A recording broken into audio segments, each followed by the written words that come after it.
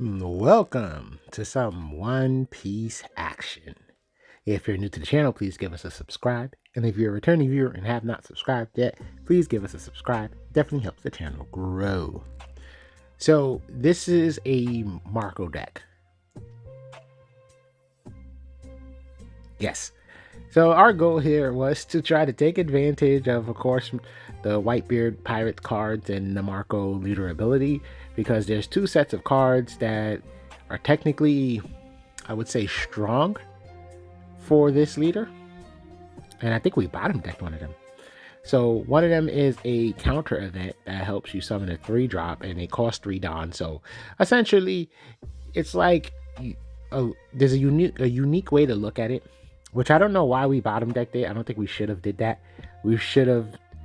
No. Okay, it would have took an extra turn. Still, I don't think we should have bottom decked it. But anyway, so it's like essentially like this right now. You can get your 3-drop out, but with like the bonus of addition of blocking and attack. Like that's a way to look at it, right? Because it's 3 Don. Literally, it's 3 Don. Helps you cheat out a 3-cost character. So essentially, you're playing the 3-cost character, but you get the benefit of blocking and attack. I think that value is really high. Now, I will say this though. I don't think they printed out enough good quality 3-drops for the Whitebeard Pirate cards. Now, of course, you got, the 2-drops and the 1-drops out there. But yeah, I just don't feel like they printed out a good amount. So, but that's the benefit of the event card. It is a very strong event card. And if you are interested in Marco and trying a more traditional Whitebeard Pirates build, I highly recommend playing that card and then finding the good quality 3-drops or even 2-drops that you can afford to play. We also use the Ace card that allows you to play a 4-drop from the top of the deck. So this system is just kind of done in a way where it helps you push the board. Since double summoning or, cheating out characters is very effective. It's very, very effective. So we're just trying to see. But I will say, it doesn't feel like there's enough available. It just doesn't feel like there's enough available. Unless there's a... Okay, I would say, unless, you just have a very unique mind and you can, how should I say this? Like figure out a route, because this game is about routes. I'm gonna keep it a buck with you. You actually want to find a good set play. You want to find a route that you're gonna go to for your end game, whatever board state you're looking to build. This game is really about that, and it's a lot of cards that helps you do that. So if there is a particular setup or route that you can see when it comes to the Whitebeard Pirate package, ranging from the 3 to 5-drop, then go for it. There might be enough now. But at the moment I can't see it. I don't have the 3rd tome of the Sharingan, so I can't see it. But to elaborate a little bit more on what I was saying about finding your routes and stuff, if you notice, like a lot of cards that get printed, especially for the blues, is mainly to guarantee your setups and your situations. That's what it mainly is. You're able to excessively dig into your deck to find exactly what it is that you're looking for, what it is that you need. This person's getting aggressive. So that Atmos, you can play Ace, you can summon Atmos and then bounce. So technically it's like a very powerful form of board removal.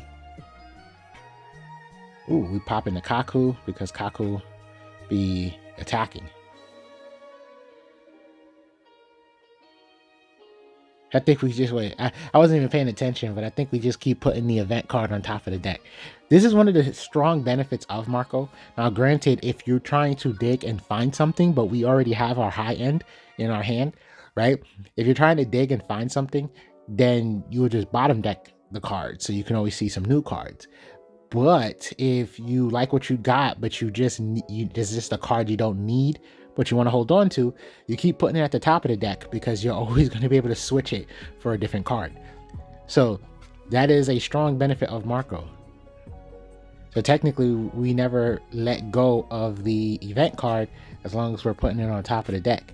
Now, I ain't gonna lie, I was just rambling, wasn't really paying attention to what we were selecting. I'm just gonna assume we kept putting it on top of the deck. But Marco is heavily underrated. Marco is a leader that you can splash any archetypes in, you know. It's thinking about the board state that you want. So tips out there, tips, tricks, board state.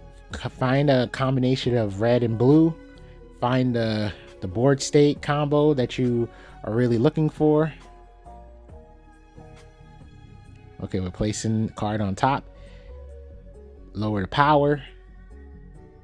KO. KO. Oh, delicious. Attach another Dawn. Now we're just freely swinging for 7. Yeah, he helps you find your board state, your end game, your condition, whatever it is you're looking for specifically. He's gonna help you find it. That was what made Sakazuki toxic, but that was a fraction of what made Sakazuki toxic. There was like 3 elements to it, right? Consistency, being able to constantly draw a new card. You discard something you don't want, you draw into something you hopefully need. Increase your consistency, right? Then there is trash utility. Well, there was cards that utilized the trash, so it technically made things even more consistent because things you was discarding to your trash weren't gone forever. You was just putting it away. It was almost like a second hand. You know, you're just putting it away for when you finally needed it. And then the last thing, which I guess I want to say maybe they viewed it as the most devastating part, was the color combination of blue and black, which I want to assume is the reason why they crippled Sakazuki. But then they also crippled Red Purple Law. Oh, that's the end of that. They also crippled we got a great life total. They also crippled Red Purple Law. So some people are speculating it might be a theme where it's just like they'll just cripple a leader. You know, that's it. They're not really putting thought into it. They just rather cripple the leader instead of make a better function of it. But yeah, if you look at what they did with the new Sakazuki, black and blue Sakazuki, it's intense. It's just intense just to discard a navy. Not only specific, but discard a navy just to get the -1. No drawing, none of that. It's just goodness. It hurts. But anyway, I know there was lots of people that thought Marco was going to be that new Sakazuki, and it just didn't end up being that way. And maybe you could say it's because blue and red don't really go well enough together. Who knows? But yes, a lot of the blue cards are just functioning to help you find the board state that you're going to look for, the setup, the cards, everything. Right now I would be end up talking in a circle. I think y'all understand it.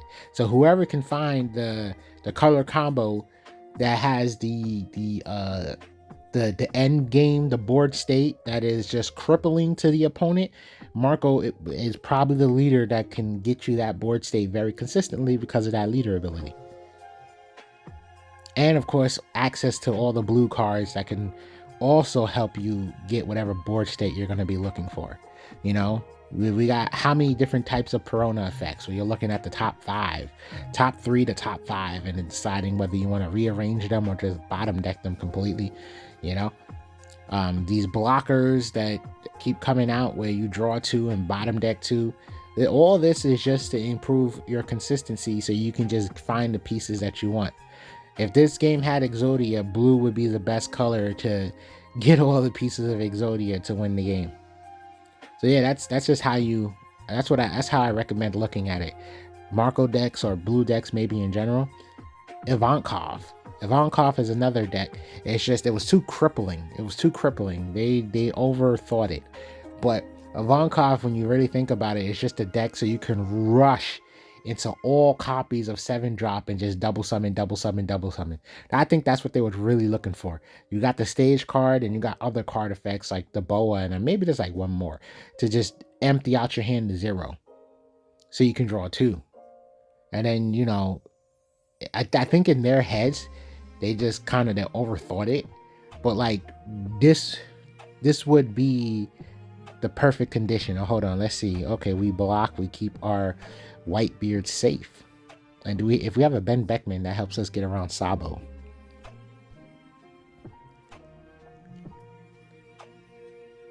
I want to see what the play is here. I'm kind of curious of what route the player is going to go to. Either we just bring out the big guy and swing for 8 because, you know, we got that that swordsman dude on the board. I don't know his name. Or we do something else.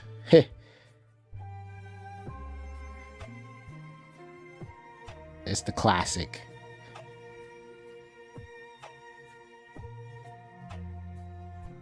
We could probably just swing with our 7-drop too. Put them at 1 life.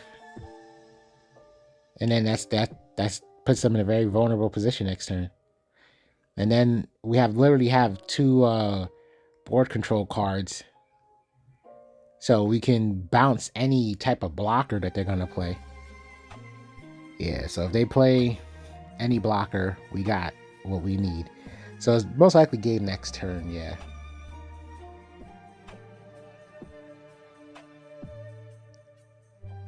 Now, I think their best option is to, attack that. Oh my god. Well, okay then. Oh wow, we need another card in our hand. We don't have enough cards in hand.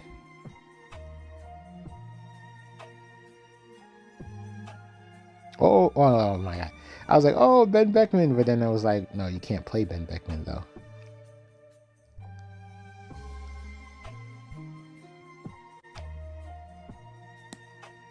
So yeah, the only thing I could think of is just attack.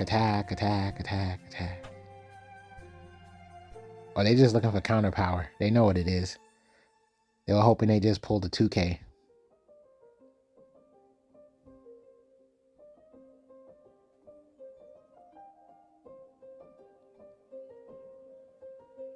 And they're gonna save it. We can, okay, yeah, that works too. I was like, we could technically just put Don on that character and then swing on the Sabo. Oh. Well, okay then.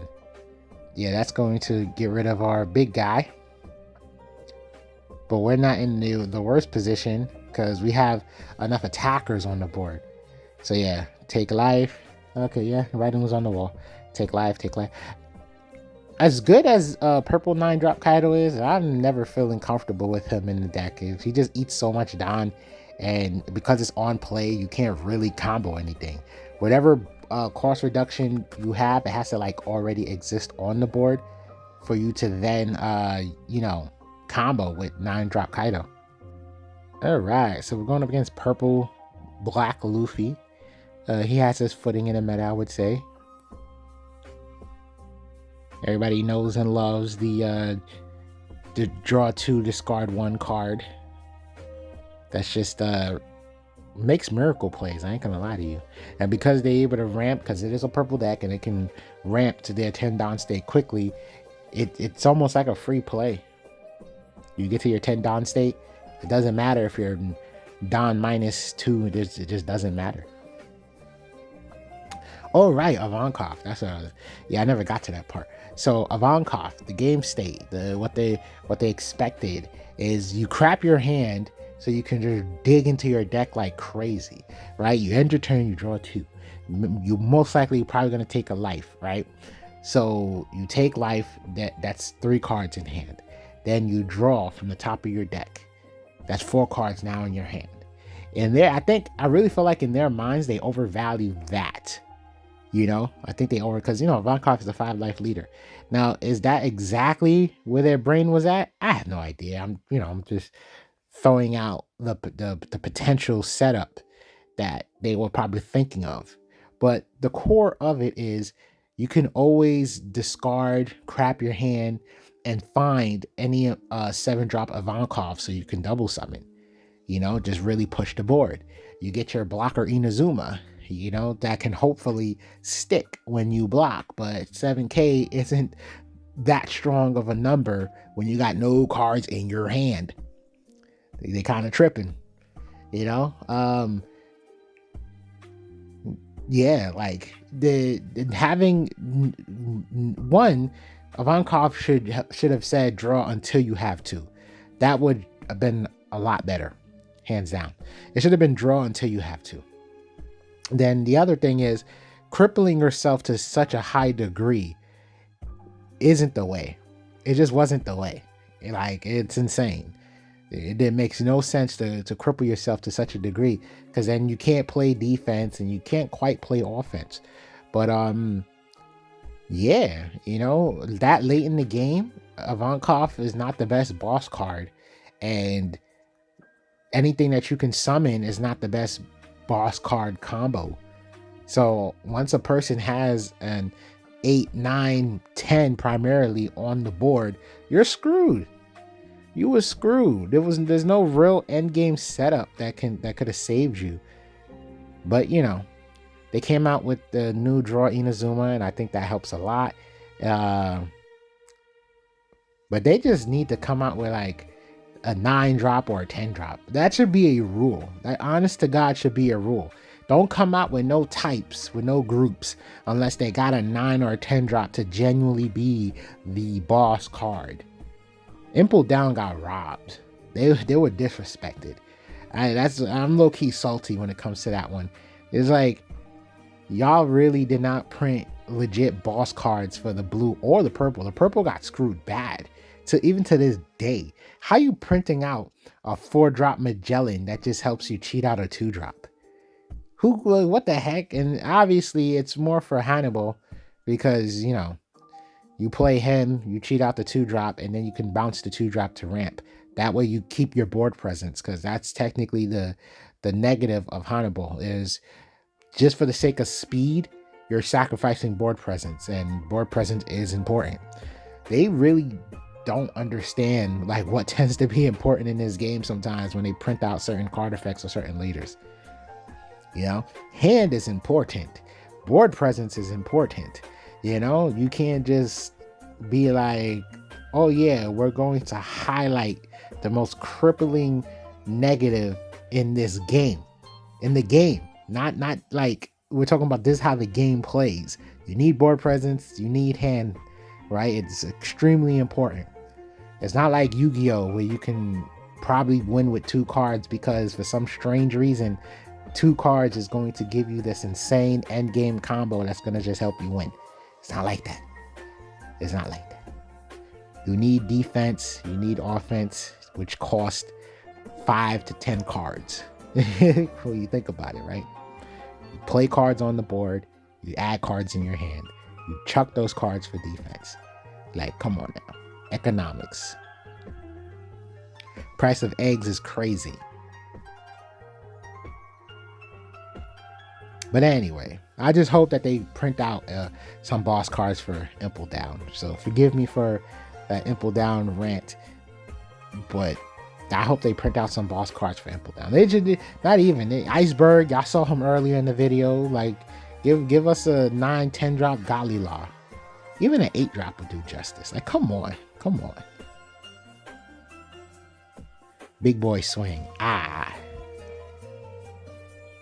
be thinking like when you swing mad heavy like that, the characters is doing like a strong clothesline. Just, all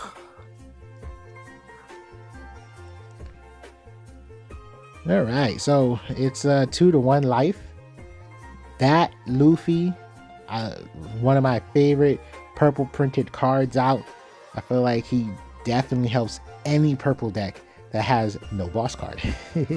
Lets you draw. He's a rush. Swings for 10k, so it gives you an honest opportunity to take something off the board while also keeping your hand size up, which, like I said, is very important for this game. Well, it looks like we have to go for a game now. Yeah, definitely take that.